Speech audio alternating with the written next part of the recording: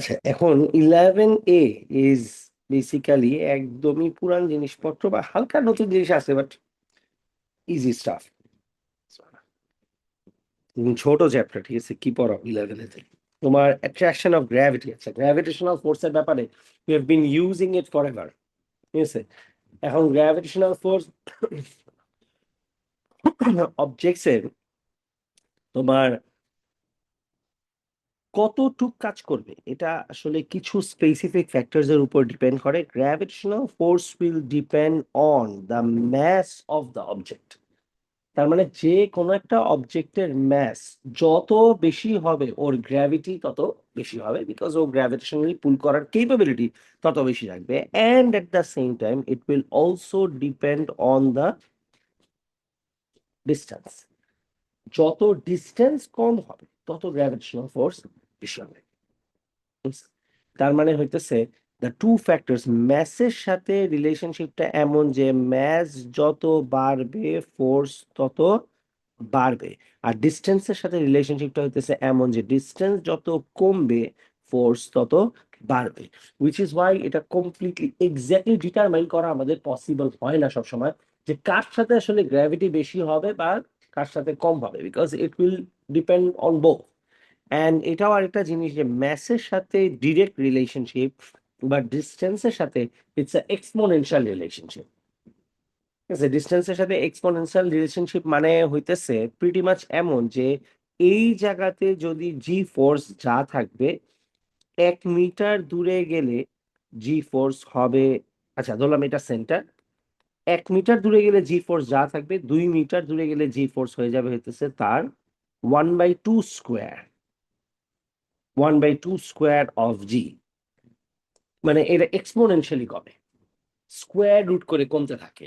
যদি তুমি 3 মিটার দূরে যাও তাহলে এটা হয়ে যাবে 1/9 of the original G. 4 metre দূরে গেলে জি ফোর্স 1/4 হবে না, হবে 1/16 of the original attraction. So এই কারণে জির ফ্যাক্টরটা অনেক বেশি একটা ইম্প্যাক্ট ফেলে, মানে জির উপরে অনেক বেশি ইম্প্যাক্ট ফেলে হতেছে ডিস্টেন্সে। আমরা যত ডিস্টেন্স বাড়াই দিতে থাকি জি ততই কমে আসতে থাকে, এক্সট্রিম অ্যামাউন্টে কমেছে because of the exponential relationship. হ্যাঁ,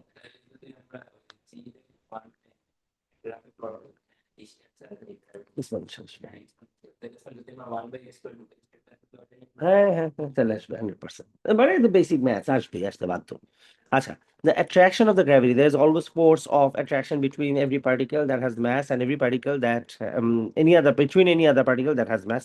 They will always attract each other depending on their mass and the distance between them. The distance between them is referred as the radius. By the way, astronomical bodies এর ক্ষেত্রে ডিস্টেন্সকে আমরা radius বলি, আমরা distance বলি না।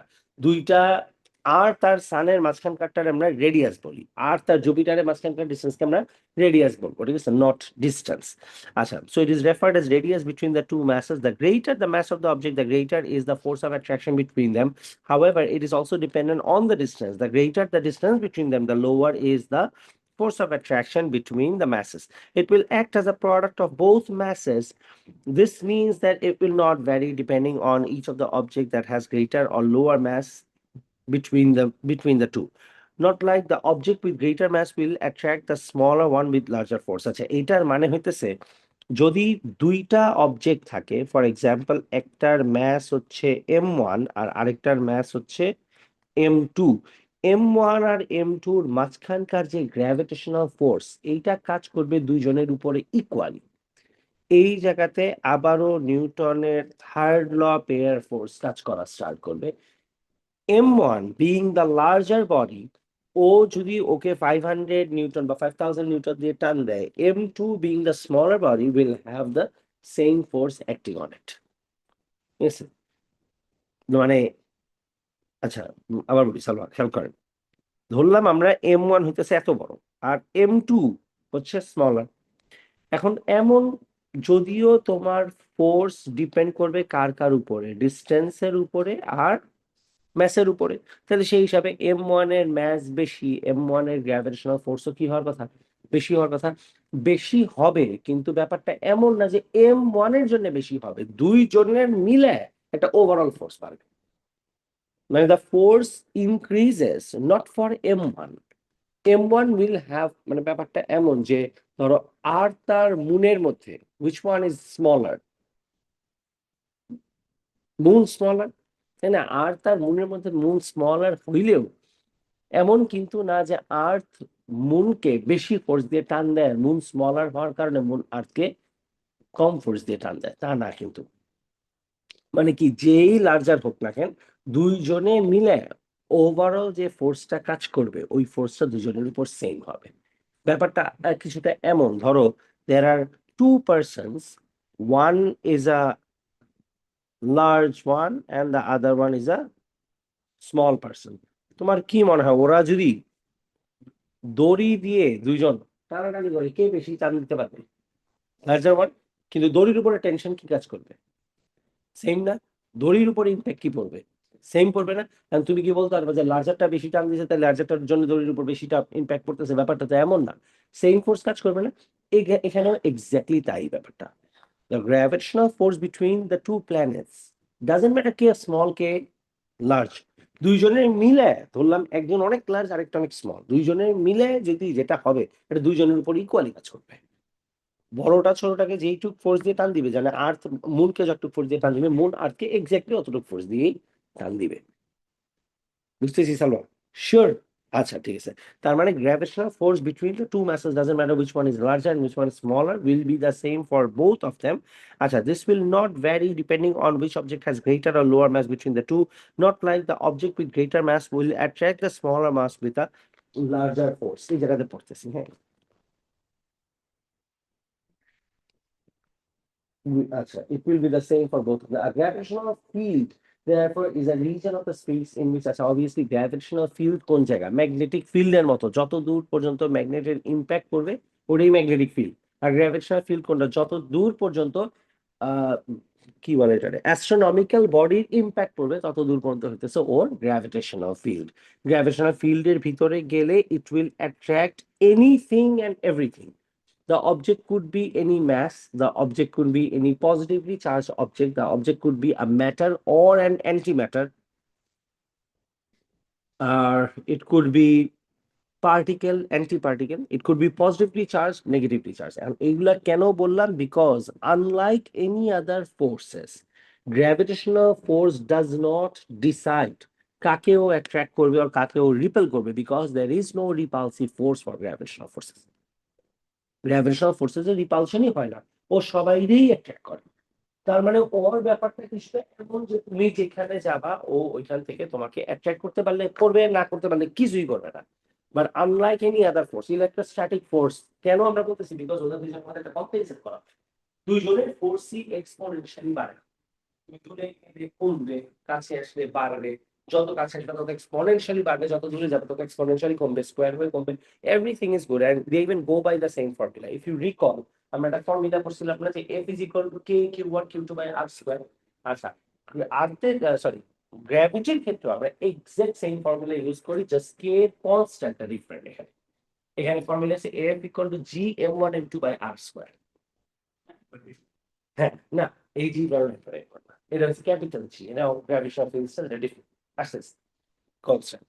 আচ্ছা, এই হইতেছে তার মানে কি ওদের সব ফর্মুলা টর্মুলা এভরিথিং পুরাপুরি অ্যাজ ইট ইজ সেম থাকবে, কিন্তু এই জায়গাতে যেহেতু আমাদের repulsive force নাই, so একটু ব্যাপারটা difference. Like gravitational force therefore is a region, a space in which any object with a mass experiences a gravitational force. The sun, for example, creates a gravitational field around it. Suner gravitational field obviously এতই বড় that even তোমার এই পুরো solar সিস্টেমের মধ্যে সবচেয়ে দূরে যেটা আছে ওইটার উপরও সানের একটা ইম্প্যাক্ট আছে। এই গ্র্যাভিটেশনাল ফিল্ড দিয়েই ও সেন্টারের মধ্যে, if you can relate, gravitational field দিয়ে ও সব সোলার সিস্টেমের সবাইরে সেন্টার দিকে টান দিয়ে রাখছে। the force that is acting towards the center is the centripetal force, তাই না? if you can recall the first chapter, তুমি circular motion, তার মানে কি centripetal force is actually provided by the sun, which is provided gravitationally। তার মানে সান গ্র্যাভিটেশনালি centripetal force দিয়ে ওদেরকে প্ল্যানেট গুলাকে হেল্প করতেছে to stay in orbit. Because আমরা চ্যাপ্টার বিতে 5B তে আমরা এটাও পড়ছিলাম কিন্তু যে অবজেক্টস যদি সেন্ট্রিপেটাল ফোর্স কাজ না করে তাহলে কিন্তু it is not suppose to move in circle, rather ও কি করে টেনজেন্টালি স্ট্রেট চলে যায়। সো সোলার সিস্টেমের মধ্যে থেকে প্ল্যানেট বের হইতেও পারে না because of this G force and the huge gravitational field, যেটার মধ্যে ওরা সবাই আটকেও আছে অ্যান্ড প্রত্যেকটা সেন্টারে কাজ করার কারণে প্ল্যানেট আসলে সোলার সিস্টেমের মধ্যে ঘুরে। রাইট, আর এই সেম কারণে অ্যাস্টেরয়েডসরা ঘুরতে পারে না বিকজ ওরা কারোর গ্র্যাভিটেশনাল ফিল্ডের মধ্যে নাই। সরি, অ্যাস্টেরয়েডস তো ঘুরে, অ্যাস্টেরয়েডস না, মিটিওরস, সরি মিটিওরস যেগুলো আছে, যেগুলো স্পেসের মধ্যে মিটিওরস আছে, ওরা ঘুরতে পারে না বিকজ ওরা কারো ফিল্ডের ভিতরে ঢুকতে পারতেছে না। যদি ফিল্ডের ভিতরে ঢুকতো তাহলে হয়তো একটা অরবিটার চান্সেস থাকতো হয়তো। ঠিক আছে, আচ্ছা। As two objects will have the force acting between them, so we say that the gravitation. কি অবস্থা তোমার? এই দুইটা অবজেক্টের মধ্যে যখন ফোর্স কাজ করে তখন আমরা একটা অবজেক্টকে কি বলি, there is weight acting on one of the objects. এখন আমার মধ্যে আর আর্থের মধ্যে একটা গ্র্যাভিটেশনাল ফোর্স তো কাজ করতেছে। এখন এই ফোর্সটা আর্থ আমাকে, আমার ওয়েট যদি হয় হইতেছে 500 600 নিউটন বা 700 নিউটন, তার মানে আমিও আর্থে টান দিই কত দিয়ে, 700 নিউটন দিয়ে না? আচ্ছা সালওয়া, তুমি কি এটা বুঝো দ্যাট এই প্ল্যানেট আর এই M exerts a force on M2, M2 exerts a force on M1. The two forces are equal and opposite and acting on two different bodies and are acting in the opposite directions. They are the same type of force, both are gravitational, right? Making them turn into a Newton's third law of air force, right? আচ্ছা, তাহলে সেই হিসাবে planets এর মধ্যে যদি এটা হয় তাহলে আমাদের সাথেও তো এটা ট্রু। আর্থ যদি তোমাকে 700 নিউটন দিয়ে টান দিয়ে থাকে, তার মানে তুমিও আর্থে 700 নিউটন দিয়ে টান দাও, কিন্তু তোমারটাকে তুমি, রাইট, হ্যাঁ, ঠিক আছে। গ্র্যাভিটি না থাকলে উড়তে মজা লাগতো না, তো একটা অর্গানস এর ব্যাপার না তো, গ্র্যাভিটি না থাকলে তো তুমি স্পেসে চলে যেতে, তুমি আজকে থাকতে পারতো। ভালো হতো কেমন, তুমি অ্যাটমসফিয়ারের বাইরে চলে যেতে, তখন তো আর তোমার ইয়া হতো না, ব্রিথ করতে পারতাম না। বইটাই তো চেকতে, পড়ালেখা করা অত ডিফিকাল্ট না তো। A few more years then you're done. Few more years. হ্যাঁ, few more years.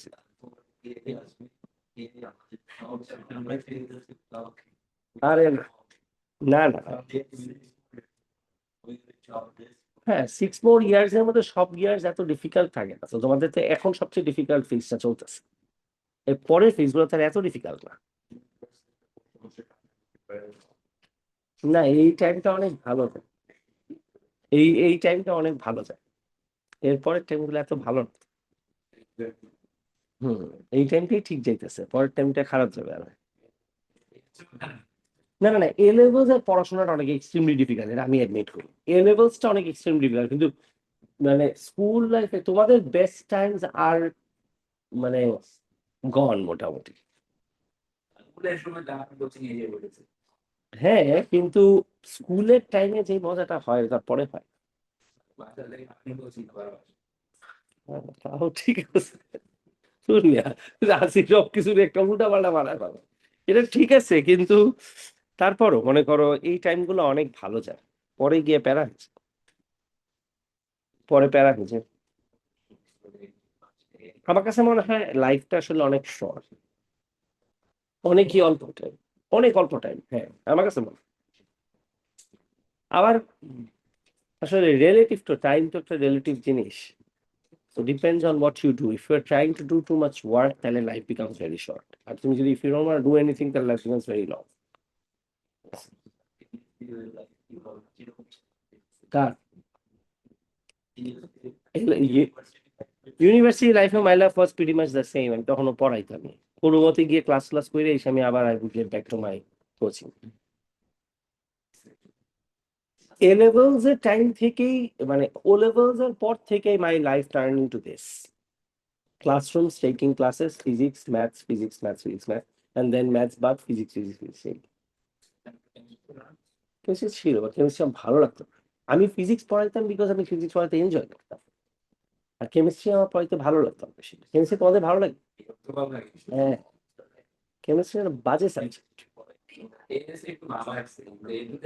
হ্যাঁ, কেমিস্ট্রি ইজ নট ফান, কিন্তু মানে আমার কাছে লাগে না। অবশ্য হইতে পারে, হয়তো আরো হায়ার লেভেলে পড়লে মজা লাগতো। মনে হয়েছে তো অনেক কিছু। আমি কেমিস্ট্রি আসলে পারতামও না, যেটা আমারও দোষ আছে, এটাও ঠিক যে আমি কেমিস্ট্রি বুঝতাম না ভালো মতো। এ লেভেলস কেমিস্ট্রিতে গিয়ে it got messed up. O levels পর্যন্ত ইট ওয়াজ ফাইন। হ্যাঁ হ্যাঁ, yes, true true true, he is right actually, কারণ এস পর্যন্ত এত খারাপ লাগতো না। এটুতে গিয়ে আমার কেমিস্ট্রি অনেক খারাপ লাগছে, তখন আমি কেমিস্ট্রির প্রতি আরো ইন্টারেস্ট নাই হয়ে গেছে। হ্যাঁ, এগুলা জিনিসপত্র আসলে অনেক পড়া লাগে, কেমিস্ট্রি অনেক পড়তে হয়। আর কেমিস্ট্রিতে তোমার মানে কি বলবো, ব্রেইন তুমি কম ইউজ করতে পারবে, you need to work hard কেমিস্ট্রির জন্য। ফিজিক্সে কিন্তু if you are sharper you get an advantage, যে অনেকখানি তুমি এমনি বুঝতে পারবা, ফিজিক্সে হয়।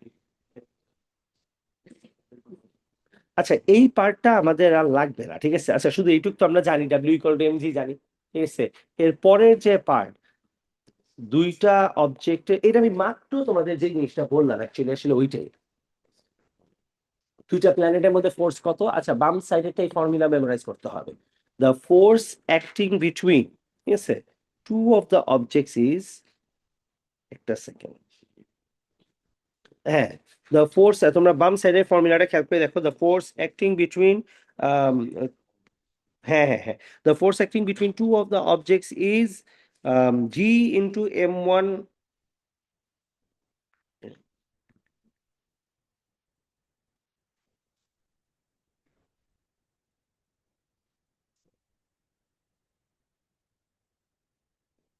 হ্যাঁ আচ্ছা, the force acting between two of the objects is g m1 m2 divided by r square, where g মানে হইতেছে gravitational constant which is 6.67 into 10 to the power minus 11, এখানে লিখা নেই, একটু লিখে নাও তোমরা, ঠিক আছে। গ্র্যাভিটেশনাল কনস্ট্যান্ট ক্যাপিটাল জি এর ভ্যালু, ঠিক আছে, ক্যাপিটাল জি এর ভ্যালু হইতেছে 6.67 into 10 to the power minus 11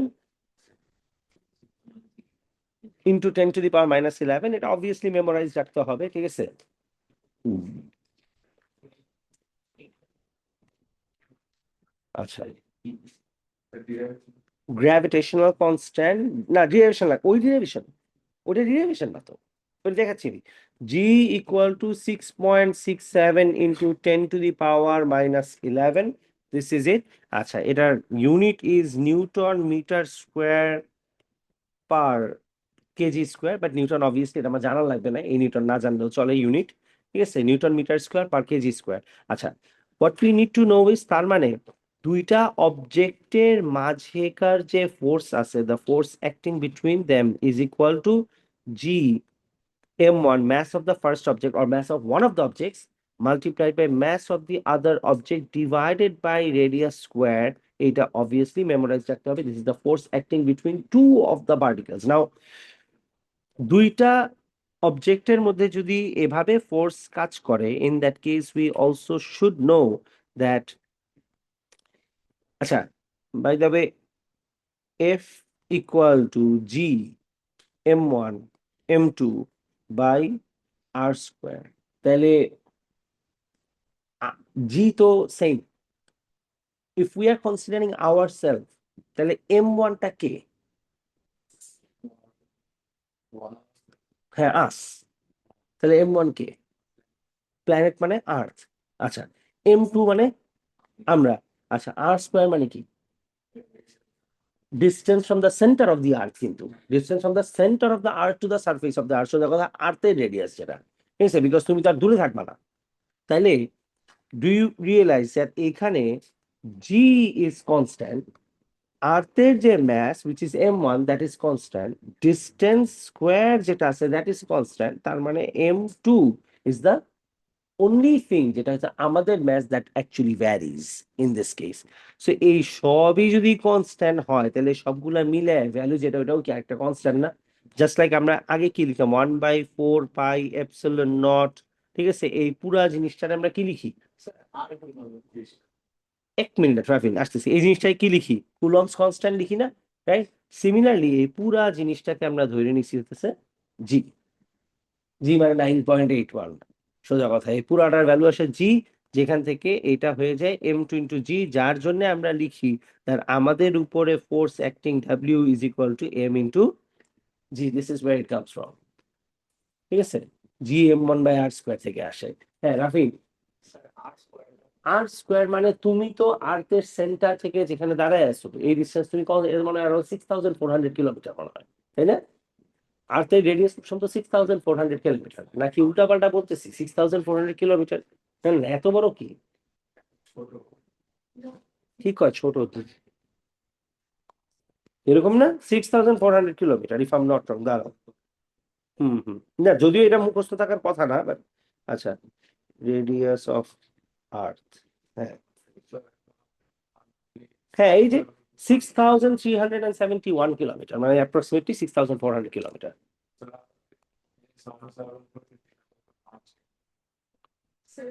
হ্যাঁ অবভিয়াসলি চেঞ্জ হবে তো। না না, এখন তুমি সার্ফেসের উপরে কত উপরে যাবা? তুমি তো 1 কিলোমিটার উপরে উঠলে তোমার মাথা খারাপ হয়ে যাবে গিয়ে। হচ্ছে, বাট মানে দ্যাট ইজ, আমরা কনসিডার করি আর কি নেগলিজিবল। ইউ আর রাইট যে in a flight your weight is the same. তো আমরা কেন বলি যে যত দূরে যাচ্ছি তত জি ভ্যালু কমে যায় না? কেন কমে যায়? এই কারণে তো তুমি যেটা বলতেছো যে রেডিয়াস তো অল্প সেম না, আমরা ধরে নিই আর কি। অবভিয়াসলি তোমার রেডিয়াস সবসময় সেম না, ফ্লাইটের মধ্যে তোমার ওয়েট আরো কম আসবে, বিকজ মানে জির ভ্যালু আরো কম। তা 100%। তুমি যদি প্রিসাইজ মেশিন নিয়ে গিয়ে ফ্লাইটের উপর দাঁড়াও, তাহলে তোমার ফোর্স কম আসারই কথা, ডেফিনেটলি কম আসবে। আর ফ্লাইটের উপর তাও যদি উল্টাপাল্টা হয়, বাট ওই যে বেলুন আছে না, এই যে আহ, হ্যাঁ হ্যাঁ হট এয়ার বেলুন, ওগুলোর মধ্যে দাঁড়ালে ডেফিনেটলি কম আসবে। প্লেনের মধ্যে উল্টাপাল্টা আসে কেন? বিকজ প্লেনে অনেক মুভমেন্ট হয়, তো so তোমার উপর ফোর্সেস কাজ করতে থাকে কন্টিনিউয়াসলি, যেটার কারণে প্লেনে আমাদের রিডিং যে উল্টাপাল্টা আসে, প্লেনে তোমার ইজিলি মাথা ব্যথা শুরু হয়। ঠিক আছে, প্লেনে তোমার বডির উপর প্রেশার পড়ে, অনেকে people throw up, all because of this, because প্লেনের উল্টাপাল্টা মুভমেন্টের কারণে। বাট আদারওয়াইজ ডেফিনেটলি তোমার কম আসবে। বাট এটা অনেক প্রিসাইজ হইতে হবে, আর অনেক উঁচাই হইতে হবে। হ্যাঁ শুনো।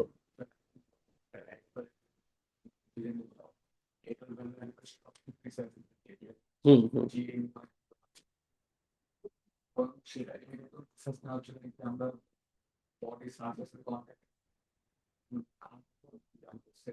সেন্টার অফ গ্র্যাভিটি, তোমার সেন্টার অফ গ্র্যাভিটি হচ্ছে, আমাদের কোনো বডি সারফেসের কন্ট্যাক্ট বলতে কোনো কিছু নাই, এটি বলতে কিছু নাই, everything is from the centre of gravity. আর তোমার এটাও তো বুঝতে হবে, earth itself is not a sphere. আর্থের সব জায়গায় তোমার জির ভ্যালু সেম না। জির ভ্যালু আর্থের ডিফারেন্ট, পোলসের ক্ষেত্রে একটু কম, ঠিক আছে না বেশি, পোলে বেশি, ঠিক আছে, অন্যান্য জায়গাতে কম আছে, সো জির ভ্যালু সবসময় সেম না। তো এই হইতেছে।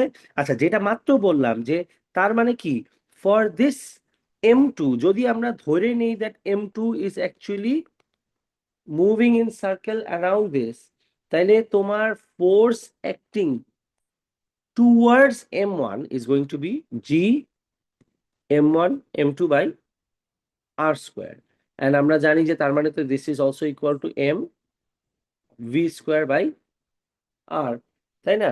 তার মানে M V square by R করলে এম ভি, আচ্ছা বলতো M V square by R যেটা করলাম ওখানে এমটা কোনটা, m1 না m2? m2, অবভিয়াসলি যে রোটেট করতেছে সেই না m2। তাহলে ওটা যদি m2 হয়, তাহলে এই পাশের m2 আর m2 কি হবে? কাটা যাবে, এইটা আর এটা কাটা যাবে, তাহলে এটা আসবে, ইকুয়েশনটা কি আসবে, G M by R equal to V square. So G M is equal to R V square. However আমাদের এটা জানার দরকার নেই, আমাদের আসলে শুধু এইটুক যদি তুমি টাইম মতো ইউজ করতে পারো তাইলেই হবে তোমার, এগুলো জিনিসপত্র আমাদের জানার দরকার নেই।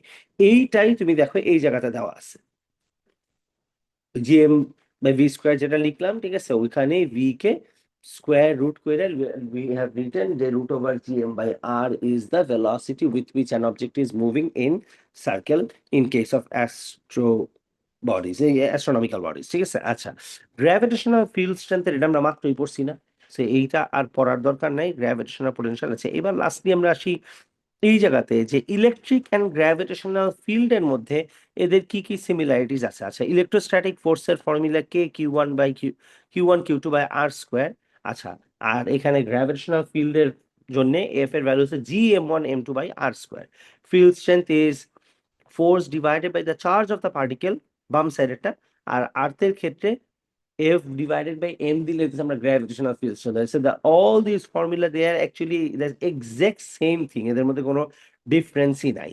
এরা জাস্ট আমরা একটার পর একটা ইউজ করে যাই সব সময়। ফিল্ড স্ট্রেন্থ যেটা আছে K Q by R square করলে আমরা ইলেকট্রিক ফিল্ড স্ট্রেন্থ পাই, এখানেও G M by R square করলে আমরা গ্র্যাভিটেশনাল ফিল্ড স্ট্রেন্থ পাই, যেটা মাত্র ওই যে তোমাদেরকে বললাম যে জির ভ্যালু যে কনস্ট্যান্ট, এটাই কারণে আসছে। আর্থের ক্ষেত্রে জির ভ্যালুটা আসলে কনস্ট্যান্ট দেখে আমরা এটা 9.81 বলি, কিন্তু ইলেকট্রিক্যাল অবজেক্টস এর ক্ষেত্রে কনস্ট্যান্ট না দেখে এই জায়গাতে আমরা K Q by R square কে বের করি। মানে আর্থের গ্র্যাভিটেশনাল ফিল্ড স্ট্রেন্থ যে আমরা 9.81 করি, এটা কই থেকে পাইছি আমরা? G M one by R square. বললাম না যে আর্থের উপর আমরা মাত্র সবসময় এটার G value constant, M one mass of the earth is constant, radius of the earth is constant, so এটাকে আমরা 9.81 ধরি। আর ইলেকট্রিক ফিল্ড এর ক্ষেত্রে আমরা জানি না দেখে ওইটাকে আমরা মানে which is amount of force acting per unit charge, ঠিক আছে? ওইটা বের করার জন্য আমরা K Q by R square করি। সো এদের formula and behaviour and actions exactly 100% same ভাবে কাজ করে। ইফ ইউ কনসিডার আর্থেরটাকে as force acting per KG, and আমরা যদি কনসিডার করি ইলেকট্রোস্ট্যাটিক ফোর্সের ক্ষেত্রে force acting per coulomb, in that case you will see that they act exactly in the same way. এদের মধ্যে কোনো রকমের কোনো ডিফারেন্স নাই। আচ্ছা, ইলেকট্রোস্ট্যাটিক কনস্ট্যান্ট, কুলম্বস কনস্ট্যান্ট কত আমরা দেখছি, আর গ্র্যাভিটেশনাল কনস্ট্যান্ট কত এটাও আমরা মাত্র বের করছি। আচ্ছা, এই যে মাত্র যেটা আমি মাত্র বললাম লিখাই আছে, ব্যাস আমরা আর্থেরটাকে শুধু কেজিতে ধরার আগে ওখানে আমরা পার কুলম ধরি, এছাড়া ওদের বিহেভিয়ার পুরোপুরি সেম থাকে, they act in the same way. আচ্ছা, হাউএভার এত সিমিলারিটির মাঝখানেও they have got their differences. যেটা প্রথমে বলছিলাম, electrostatic force can be both attracting and repulsive. They are attractive forces and repulsive forces, but the gravitational forces is attracting for neutral, positive, negative. Every object on Earth will be equally attracted in the same way. Your your charge or you being electrostatically charged does not have any impact on the gravitational field. তার মানে electric field R gravitational field do not interact with each other. কিন্তু magnetic field আর electric field কিন্তু আবার interact করে। Because Fleming's left-hand rule is based on the magnetic field and electric fields idea. তাই না? আমরা যে সবসময় বলি যে একটা তার মুভ করবে, আসলে তার কেন মুভ করে? বিকজ যখন ইলেকট্রনস পাস করে, ইলেকট্রনস এর electric field comes in contact with the magnetic field of the magnet, যেটা একটার সাথে একটা ধাক্কা দিতে পারে। But thank God that gravitational field does not have anything to do with it, otherwise gravitational field would have been impacted. আর ওটা যদি ইম্প্যাক্ট করতো তাহলে কিন্তু বড় রকমের প্রবলেম হয়ে যেত। আমরা আর্থের সবকিছু করতেই পারি বিকজ আমরা ধরে নিই যে আর্থের gravity G is never going to be affected, তুমি যেখানে যাও না কেন। আদারওয়াইজ জি কিন্তু বিভিন্ন সময় তুমি চাইলে চেঞ্জ করতে পারতো, জাস্ট লাইক ম্যাগনেটিক ফিল্ড, তুমি চাইলে এটা সরাইতে পারো, বন্ধ করতে পারো। ম্যাগনেটিক ফিল্ড কিন্তু ব্লক করা যায়, ইলেকট্রিক ফিল্ড কিন্তু ব্লক করা যায়, চাইলে তুমি আটকে নাই করে দিতে পারবা। কিন্তু জি নাই করতে পারলে কিন্তু কাহিনী হয়ে যেত গিয়া। তুমি তাহলে কি করতে পারতা আর কি করতে পারতা না, এভরিথিং উড বি কোয়েশ্চেনেবল। ঠিক আছে, যে জি তুমি নাই করে দিছো কোন একটা, বাট জি ফোর্স কোনোভাবেই নাই করা যায় না। In fact if you know it, G force নাই করার জন্য কিন্তু আমরা আর্টিফিশিয়ালি চেম্বার ক্রিয়েট করি, so that we can feel that no gravity হইলে কি হবে। এটা কিন্তু অ্যাস্ট্রোনটসরা প্র্যাকটিস করে, ঠিক আছে? They keep practising this so that they have an idea about how it is going to feel like when you go to space. ঠিক আছে, সো জি আমরা কখনোই সহায়তে পারি না। আচ্ছা, both of them they will obey the inverse square law, যেটা আমি তোমারে বললাম যে আর থেকে তুমি 1 কিলোমিটার দূরে গেলে যা হবে, 2 কিলোমিটার দূরে গেলে তাই 1/2 স্কোয়ার হয়ে যাবে জি। 3 কিলোমিটার দূরে গেলে 1/3 হবে না, 1/3 স্কোয়ার হবে। Same goes for this because both of them go by the formula F is equal to F is proportional to 1/r square and fg is also proportional to 1/r square. The force depends on the medium in which the charges are kept. Like I said, electrostatic force will depend on the medium. তুমি ওটা কিসের মধ্যে রাখছো, কোথায় দিছো, কি সিচুয়েশনে রাখছো, এগুলোর উপর অনেক কিছুই ডিপেন্ড করবে। But gravitational force does not have anything to do with তুমি ওটা কই রাখছো না রাখছো, ঠিক আছে? ওর মতো কাজ করবে, যত কাজ করে ততটুকুই কাজ করবে, তুমি সরাইতে পারবে না, কমাইতে পারবে না, বাড়তে পারবে না। আচ্ছা, it is a long range order and so is this one, it is a conservative force and so is this one. মানে অবভিয়াসলি একটা রিজনের মধ্যে কাজ করে থেকে বাইরে তুমি ওদেরকে নিতে পারবা না। Both of them will act in the same way, that's it.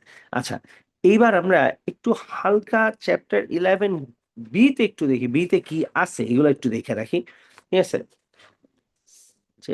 আচ্ছা, প্রথমেই নতুন জিনিসপত্র শুরু বিতে। না, আমি কিন্তু 10-এ পড়াইনি। ছোট একটা জিনিস পড়ানো মানে মোটামুটি শেষ সিলেবাস, ধরো তুমি নেক্সট উইক শেষ হয়ে যাবে। ও না, নেক্সট উইক না, নেক্সট উইক না, কোয়েশ্চেন পেপার করবো তোমার মাঝখানে, ওই যে অ্যাসাইনমেন্ট দুইটা শেষ, আজকে এতটুকুই থাকবে, ঠিক আছে। আর হয়তো 3টা ক্লাস লাগবে, 3-4টা ক্লাসের মধ্যে শেষ সিলেবাস ইনশাল্লাহ। কোয়েশ্চেন পেপার করে তো ইনশাল্লাহ, অনেক কোয়েশ্চেন পেপার করতে হবে এবার।